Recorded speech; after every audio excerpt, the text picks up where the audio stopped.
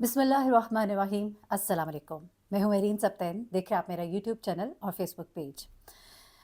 नाज़रीन, बताने की ज़रूरत नहीं, माँ एक ऐसी नेमत है, एक ऐसी छाँव है, ठंडी छाँव कि जब वो सर पे नहीं रहती ना तो एहसास होता है कि इंसान किस तरह से कहीं ऐसी जगह पर खड़ा है जहाँ ना कोई दरख्त है, ना कोई छाँव है, ना कोई साया है और तपती धूप है। तेज़ धूप में सूरज के नीचे खड़ा है तो एक ऐसा एहसास होता है उन लोगों को जिनकी माएँ इस दुनिया से चली जाती हैं। रमज़ान मुबारक का पाक महीना, अल्लाह ताला सबकी माँओं को सलामत रखे। मैं एजाज़ असलम को सुन रही थी।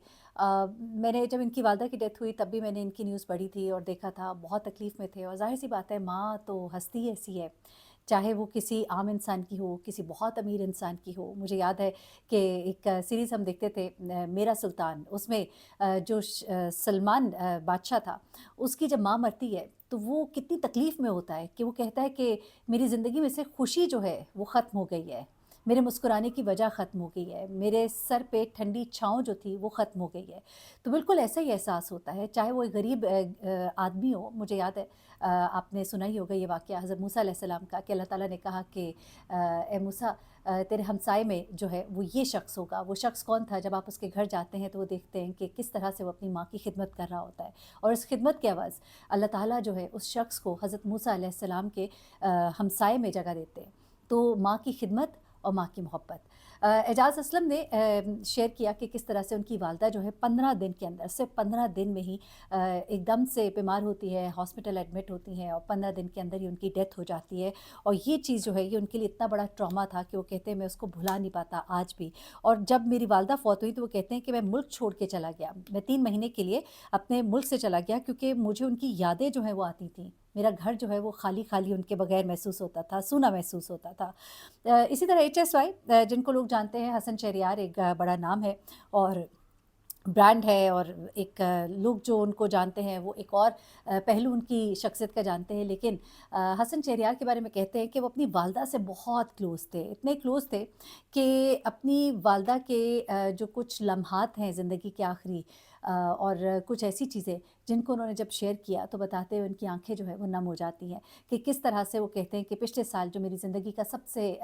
खूबसूरत यादगार जो लम्हा था वो यही था कि जिस तरह से हम फ़लस्तीन के मामले पर इकट्ठे हुए थे और सफ़ेद कपड़े सब ने पहने थे, लेकिन उस दिन सब कुछ जो है वो बर्बाद हो गया था। पानी में सब डूब गया था और लाइट्स तक नहीं जल रही थी और मैं चाहता था कि नेशनल एंथम के साथ हमारे प्रोग्राम का आगाज़ हो, लेकिन वो नहीं हो सक रहा था क्योंकि बहुत मामलात ख़राब हो गए थे। मैं अपने पाइंचे चढ़ाकर मैं वाइपर से पानी जो है वो स्टेज पर से निकाल रहा था। वो लोग जिनको मैं समझता था कि वो आएँगे, सिर्फ़ वो इस बिना पर कि वो एक ब्रांड है और चूँकि फ़लस्तीन का मामला था तो वो नहीं आए, और जिनको मैं समझता था वो नहीं आएँगे तो वो लोग आए। फिर उसके बाद वो कहते हैं कि मैं चाहता था कि हम नेशनल एंथम चलाएँ। मैं स्विच ऑन करने लगा, मुझे कहा गया कि स्विच ना ऑन करना वरना ये सब कुछ उड़ जाएगा क्योंकि पानी इतना है यहाँ पर और करंट जो है वो आने का खदशा है। वो कहते हैं लेकिन मैंने अल्लाह का नाम लेकर मैंने स्विच ऑन किया तो ना सिर्फ़ ये कि पूरी लाइट्स जो है उस एरिया की ऑन हो गई, बल्कि हमने फिर नेशनल एंथम से भी आगाज़ किया। वहाँ पे मेरी वालदा व्हीलचेयर पे मौजूद थी और उनके चेहरे पर जो मुस्कुराहट थी वो कहते हैं वो खुशी, और वो बताते हुए उनकी आँखों से आंसू रवाना हो गए और वो कहते हैं कि मैं वो बयान नहीं कर सकता। साथ ही उन्होंने अपने वालिद का किस्सा बताया, लेकिन उस वक़्त उनकी आँखें उस तरह नमनाक नहीं हुई जिस तरह वालदा का ज़िक्र करते हुए। वो कहते हैं मैं बहुत छोटा था, मेरी वालदा वालिद का आपस में डिवोर्स हो गया, मैं अपनी वालदा के साथ रहा। मेरे वालिद जब बुढ़ापे में बहुत बीमार हो गए, उन्होंने कहा कि मैं चाहता हूँ कि तुम मेरे पास आओ। वो कहते हैं मैं उनके पास गया और अब मुझे खुशी है कि मैं उनके पास गया क्योंकि वो आखिरी लम्हात, वो आखिरी दिन जो मैंने उनके साथ गुजारे, मैंने बहुत सा उनको जाना और वो मेरी ज़िंदगी के बड़े ही एक यादगार दिन है। और आखिरी बार मैं उनको खुदाफ़िज़ कह के एलए गया था अपने शो के लिए, लेकिन उधर ही मुझे इत्तला मिलती है कि वो जो है अब नहीं रहे इस दुनिया में। माँ-बाप का साया अल्लाह ताला सबके सर पे कायम रखे। दुनिया आनी-जानी है, जो आया है उसको जाना तो है ही, और जाने वालों में एक नाम है अमजद साबरी का। अमजद साबरी साहब मुझे तो बहुत पसंद थे। जब उनका कोई भी कलाम मैं सुनती थी, उनकी कव्वाली सुनती थी, मुझे इस कदर उसमें सुरूर आता था क्योंकि मुझे ऐसे लगता था कि ये बड़ी दिल से पढ़े, बहुत ही दिल से पढ़े। जो उनके साथ हुआ, जिस तरह से उन्हें मारा गया, अ, आप लोग सभी जानते हैं, इतना बड़ा उनका नमाज़े जनाज़ा थी, इतनी दुनिया उनके जनाज़े में आई, इतने लोग रो रहे थे, और जो उनकी आखिरी रमज़ान ट्रांसमिशन थी उनके साथ जिन्होंने ट्रांसमिशन की थी, मुझे याद है माया, اور یہ سب بتا رہے تھے کہ کس طرح سے وہ اپنے گھر میں تھے، وہ پروگرام دیکھ رہے تھے سحری ٹرانسمیشن، اور انہوں نے چپل پہنی اور گاڑی میں بیٹھ کے وہ ادھر آ گئے اور انہوں نے کہا کہ میں بھی مطلب بیٹھنا چاہ رہا ہوں، وہ آ کر بیٹھ گیا، اور وہ تو بڑا ان کا ایک گھر والا ایک انوائرمنٹ تھا، وہ تو روز ہی ادھر بیٹھتے تھے، اس دن شاید وہ اس وقت نہیں پہنچے تھے، بس جیسے انہوں نے دیکھا وہ آئے، اور اس دن ان کے دل میں کیا تھا کہ میں قبر اکیلی میں، وہ انہوں نے وہاں پر ایسے پڑھا، آپ یقین کریں مجھے بھی یاد ہے، میں نے بھی وہ دیکھا تھا اس دن کہ آنکھوں سے آنسو جو ہے وہ رک نہیں رہے تھے۔ کہتے ہیں کہ جب انسان کا آخری وقت قریب آتا ہے نا تو اسے بہت سے اشارے ملنے شروع ہو جاتے ہیں، اور شاید امجد صابری کا جب آخری وقت قریب تھا تو ان کو اشارے مل رہے تھے کہ یہ ان کا شاید آخری وقت ہے، اور پھر وہ رمضان ٹرانسمیشن پر پہنچ نہ پائے، ان کی گاڑی میں ان کا جو جسم ہے خون میں لت پت جو ہے وہ ملتا ہے، انہیں ٹارگٹ کیا جاتا ہے۔ یہ الگ بات ہے کہ آئی بی آئی سسٹم جو ہے اس سے اب جو نامعلوم افراد کو قتل کیا جاتا ہے، نامعلوم افراد جو قتل کرتے ہیں ان کا پتہ لگنا شروع ہو گیا تھا ان دنوں سندھ میں۔ یہ ایک بڑا اچھا سیکیورٹی سسٹم تھا جو کہ ابھی بڑے افسوس کی بات ہے کہ کچھ سالوں سے اس کی پیمنٹس نہیں ہو رہی، تو سسٹم کو اپڈیٹ نہیں کیا جا سکا اور یہ سلسلہ رک گیا، لیکن کہا جاتا ہے کہ امجد صابری کے قاتلوں کا اسی سسٹم کے ذریعے پتہ لگ گیا۔ لیکن آپ لوگ شاید نہیں جانتے، امجد صابری ایک بڑے ہی نیک انسان تھے، بڑے ایک اچھے انسان تھے، محبت کرنے والے، اور لوگ ان کی بہت تعریف، جو ان کو جانتے ہیں وہ ان کی بہت تعریف کرتے ہیں۔ امجد صابری کی جو آخری رسومات ہیں اس میں رمضان چیپا صاحب موجود تھے، اور چیپا صاحب کے بارے میں آپ لوگ سبھی جانتے ہیں، ایک بڑا نام ہے اور بہت سا ویلفیئر کا کام کرتے ہیں۔ اور چیپا صاحب نے کہا کہ میں نے بہت سے لوگوں کو غسل دیا ہے، اور ان کا ایک وہ جگہ بنی ہوئی ہے مختص ہے جہاں پر میتوں کو غسل دیا جاتا ہے، تو انہوں نے وہ جگہ دکھاتے ہوئے بتایا کہ میں یہاں پر موجود تھا اور یہاں پر میں امجد صابری کو غسل دے رہا تھا۔ وہ کہتے ہیں کہ میں جب امجد صابری کو غسل دینے کے لیے میں آیا تو میں نے کیا دیکھا کہ میں ایک دم پریشان ہو گیا، میں الٹے قدموں واپس بھاگتا ہوا گیا، میں نے ان کے گھر والوں کو بلایا، میں نے کہا کہ شاید یہ میں ہی کچھ غلط تو نہیں دیکھ رہا، یا میری آنکھوں کا کوئی دھوکہ تو نہیں ہے۔ میں نے سب گھر والوں کو بلایا اور ان کے جو عزیز تھے قریبی وہ قریب آئے، اور انہوں نے بھی وہ منظر دیکھا جو میں نے دیکھا، اور اس کے بعد سب نے اللہ اکبر کے نعرے لگانے، کلمہ درود شریف کا ورد کرنا شروع کر دیا، نعتیں شروع ہو گئی وہاں پر، اور وہاں پر ایک عجیب سا سما ہو گیا۔ وہ کیا تھا جو انہوں نے دیکھا؟ وہ کہتے ہیں کہ میں نے جب لوگوں کو غسل دیا ہے تو میں نے مختلف مناظر جو ہیں وہ دیکھے، ان میں سے ایک منظر جو میں نے امجد صابری کا دیکھا میں بھلا نہیں سکتا۔ امجد صابری جس وقت ان کو لایا گیا تھا تو ان کا چہرہ جو ہے سپاٹ تھا، لیکن جب میں انہیں غسل دینے کے لیے گیا تو میں نے دیکھا کہ ان کے چہرے پر مسکراہٹ تھی۔ وہ کہتے ہیں وہ مسکراہٹ میں نے دیکھی ہے۔ اچھا، لوگوں نے بہت سے کامنٹس کیے، جتنے منہ اتنی باتیں، لیکن ایک شخص کسی کے بارے میں اور ایسے کیوں کہے گا غلط؟ وہ کہتے ہیں کہ ان کے چہرے پر مسکراہٹ تھی، تو یقین مانیے میں سوچ رہی تھی کہ کیا پتہ کون سی ہستیوں کو انہوں نے دیکھا اس وقت، کون سے مناظر ہوں، کون جانتا ہے کس وقت کون کس لمحے سے گزر رہا ہے۔ یہ تو پھر مرنے کے بعد سب کچھ رب ہی جانے، ہم تو انسان ہیں، ہم گیس کر سکتے ہیں، لیکن مسکراہٹ کا ہونا آپ سمجھ ہی سکتے ہیں کہ اس کا مطلب کیا ہوتا ہے۔ اینی آخری خبر کی طرف آؤں گی، اور وہ ہے جناب نادیہ حسین کے حوالے سے۔ نادیہ حسین کے شوہر کے حوالے سے آپ خبر تو سن ہی چکے ہیں اور بہت ڈیٹیل سے سن چکے ہیں، اور اس میں یہ کہ جناب ان کے اوپر خرد برد کا مقدمہ ہے، اور نجی بینک سیکیورٹیز کے وہ سابق CEO رہ چکے ہیں، اور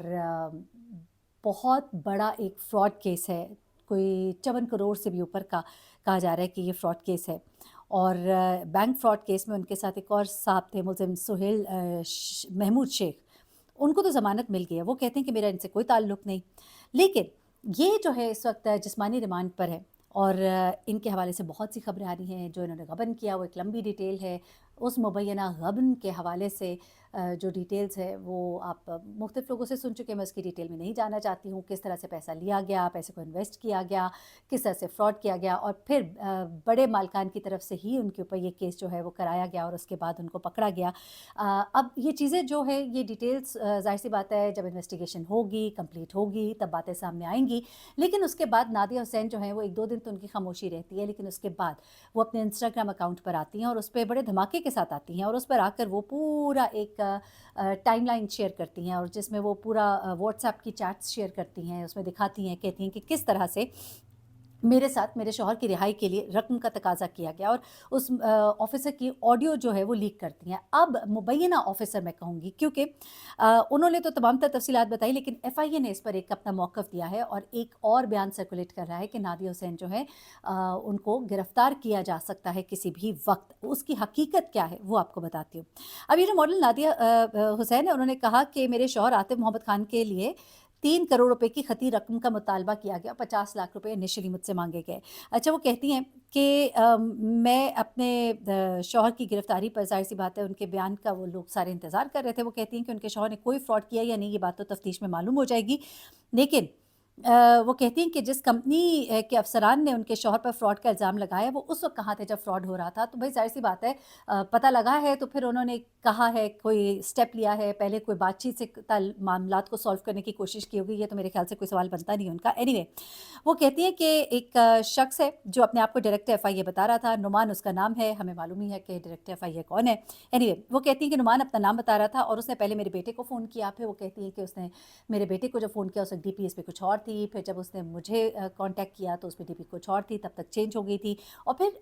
वो कहती है हैरत अंगेज़ तौर पे, जब उससे पहले मैसेजेस मैंने उसको कहा कि भई आप क्या चाहते हैं? तो उन्होंने पहले तो कहा कुछ नहीं, फिर उसके बाद उन्होंने वो मैसेज भेजा जिसमें वो टाइमर लगा होता है ना कि वन टाइम आपने सुन लिया तो वो डिलीट हो जाता है। तो उसमें ये पैसों के मामलात की बात की। फिर वो कहती हैं उसके बाद मेरी जब उनसे बात हो रही थी तो व्हाट्सएप पे थी, तो मैंने अपने बेटे का फ़ोन सामने रख कर उनकी जो वॉइस है वो रिकॉर्ड कर ली, क्योंकि ज़ाहिर-सी बात है, आपको पता है व्हाट्सएप पे तो डायरेक्ट रिकॉर्डिंग नहीं होती। तो वो कहती है कि उसमें वो शख़्स जो है मुझसे क्या माँग रहा था। अच्छा, वो उन्होंने ऑडियो भी जो है वो शेयर की है। जिसमें वो कहती है कि ये शख़्स जो है ये मुझे कह रहा था कि जी मुझे 50 लाख रुपए आप दीजिए, मेरी आपके शौहर से बात हो गई है और वो कह रहे हैं 50 लाख अरेंज कर लें। तो वो कहती हैं कि मैं इतने ज़्यादा पैसे तो मेरे पास नहीं है। उन्होंने कहा कि फ़ौरन ले आइए, दे दें हमें, पहुँचा दें जो भी। तो उन्होंने कहा कि आप मेरी उनसे बात कराएँ, मैं उनसे आके बात करती हूँ आपके सामने, फिर वो जो मुझे कहेंगे और किससे लेने हैं, कैसे लेने हैं, वो मुझे बताएँगे तो फिर मैं कुछ करूँगी। तो उस पर वो कहती हैं कि वो जो है ज़रा गुस्से में आ गया और फिर उसके बाद वो एक ऑडियो भी है, जिसमें वो उनको बुरा-भला कह रहा है और उसके बाद वो कह रहा है कि अब कोई ज़रूरत नहीं है। उसके बाद उन्होंने ये जो तमाम तर चीज़ें हैं, स्क्रीनशॉट्स जो है, मोबाइल फ़ोन नंबर के स्क्रीनशॉट सब कुछ उन्होंने शेयर किए, व्हाट्सएप प्रोफ़ाइल की तस्वीर भी शेयर की। और एफ़आईए जो है उसने इसके ऊपर फिर एक्शन लिया और उसने कहा कि ये जो शख़्स है ये कोई फ़ेक शख़्स है और ऐसी कोई पर्सनैलिटी जो है उसका ताल्लुक जो है उनसे नहीं है। अच्छा, वो ये कहते हैं एफ़आईए कि नादिया हुसैन ने हमसे जब राब्ता किया इस बारे में, क्योंकि अब देखिए उस शख़्स ने इनको साफ़ ना कर दिया, फ़ोन बंद कर दिया, उसके बाद इन्होंने राब्ता किया। यहाँ पर लोग ये कह रहे हैं कि नादिया हुसैन ने पहले तो पूरी लेन-देन मामलात किए, और जब अगली तरफ से टोटल नो हो गई तो फिर उसके बाद उन्होंने जो है वो, ज़ाहिर-सी बात है सोशल मीडिया से उनका ताल्लुक है, रिकॉर्डिंग तो उन्होंने कर ली। जब उनके मामलात जो हैं वो सीधे नहीं हुए जिस तरह की वो चाहती थी, तो फिर उन्होंने आकर इस चीज़ को पब्लिक किया ताकि कल को उनके ऊपर कोई बात ना आ जाए कि वो जो है कोई लेन-देन मामलात को सेटल करने की कोशिश कर रही थी, उनकी रिप्यूट खराब ना हो। ये लोगों का कहना है। लोग जो है वो मैसेजेस कर रहे हैं, डिफरेंट बातें कर रहे हैं। मेरे साथ भी लोगों ने कुछ चीज़ें शेयर की हैं। वो ये कहते हैं कि जी खुद चूँकि उनका मामला उल्लू सीधा ना हुआ, तो फिर उसके बाद उन्होंने कहा कि यार ये कोई मेरी चीज़ों को यूज़ ही ना कर ले, तो मैं खुद ही सामने आके ये बता दूँ। लोग ये भी कह रहे हैं। एनीवे, नादिया हुसैन के बारे में एफ़आईए का ये कहना है कि हमने इनको बता दिया था, ये शख़्स जो है ये कोई फ़ेक है, इस नाम का ना कोई डायरेक्टर एफ़आईए है और ना ही ये नंबर उनका है, और ये तमाम चीज़ें जो हैं ये बिल्कुल गलत है और हमने उनको जबकि बता भी दिया था, फिर भी उन्होंने आकर ये तमाम चीज़ें जो है वो शेयर की हैं। अब ये कहा जा रहा है कि इस शख़्स को बाकायदा तौर पे ट्रेस किया जाएगा, बल्कि मेरे ख़्याल से मालूम हुआ है कि वो ट्रेस हो भी गया है, ग़ालिबन कोयटा में या कहाँ से बैठकर ये शख़्स जो है ये कॉल कर रहा था या जो भी है।